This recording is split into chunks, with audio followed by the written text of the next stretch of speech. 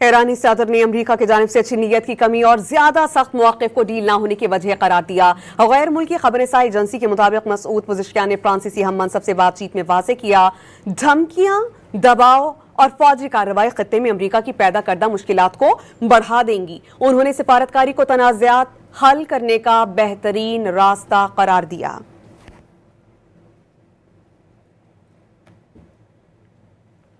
ایرانی صدر نے امریکہ کی جانب سے اچھی نیت کی کمی اور زیادہ سخت مواقف کو ڈیل نہ ہونے کی وجہ قرار دیا۔ غیر ملکی خبر رساں ایجنسی کے مطابق مسعود پزشکیان نے فرانسیسی ہم منصب سے بات چیت میں واضح کیا، دھمکیاں، دباؤ اور فوجی کارروائی خطے میں امریکہ کی پیدا کردہ مشکلات کو بڑھا دیں گی۔ انہوں نے سفارتکاری کو تنازعات حل کرنے کا بہترین راستہ قرار دیا۔